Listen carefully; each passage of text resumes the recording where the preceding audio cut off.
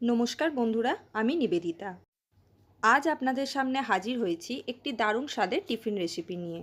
আশা করি এই রেসিপিটি দেখে অনেক মাই উপকৃত হবেন। বাচ্চাদের টিফিনে কি দেওয়া যায় বা বাচ্চারা স্কুল থেকে আসার পর তাদের কি সার্ভ করা যায়, এই নিয়ে মায়েদের সমস্যায় পড়তেই হয়। তার জন্যই রয়েছে আমার আজকের এই রেসিপি। নিবেদিতা রান্নাঘরে সবাইকে স্বাগত। প্রথমেই আমি এখানে চাটনিটা বানিয়ে নেব। তার জন্য নিয়েছি এক মুঠো পরিমাণ রোস্টেড ছোলা আর নিয়েছি চীনাবাদাম। চীনাবাদাম আমি কাঠখোলায় ভেজে তার খোসা ছাড়িয়ে নিয়েছি। তাতে দিয়েছি 1 ইঞ্চি আদা কুচো আর দিয়েছি 2টো কাঁচা লঙ্কা। দিয়ে দেব খুব সামান্য পরিমাণ জল। সব কিছুর খুব মিহি একটা পেস্ট আমি তৈরি করে নেব।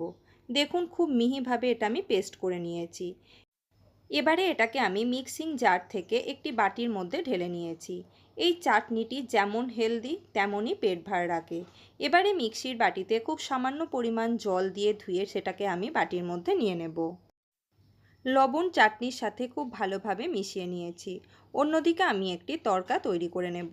তার জন্য গ্যাসের ওপর বসিয়ে দিয়েছি একটা ডাবু হাতা।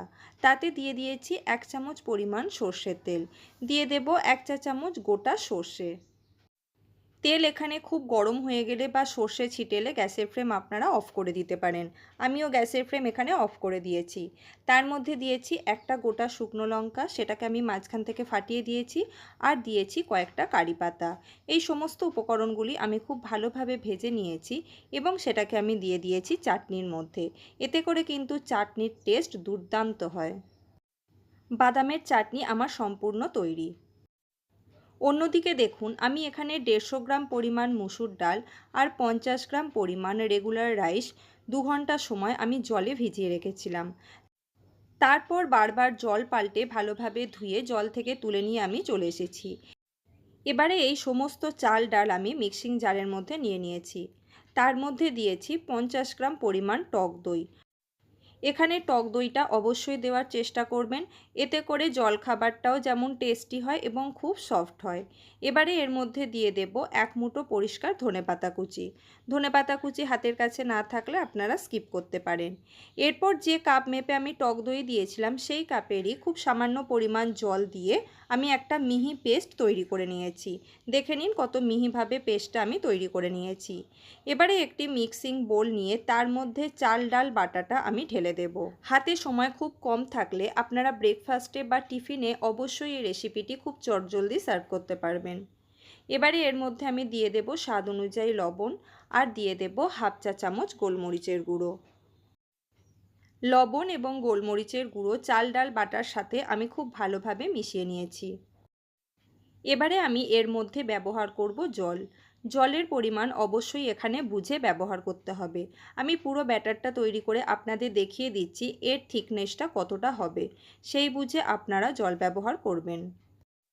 আশা করি আপনারা দেখে বুঝতেই পারছেন এর ঘনত্বটা কীরকম হবে। টিফিন রেসিপি বানানোর জন্য আমাদের ব্যাটার একদম তৈরি। অন্যদিকে আমি একটি প্যান হাই হিটে রেখে খুব ভালোভাবে গরম করে নিয়েছি।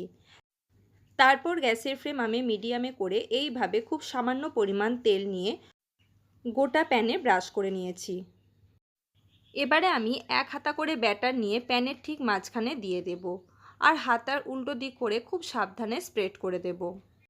বেশি পাতলা করার দরকার নেই, তাহলে কিন্তু এটা ছিঁড়ে যেতে পারে। 30 থেকে 35 সেকেন্ড পর দেখা যাবে ওপরের অংশটা ড্রাই হয়ে এসছে।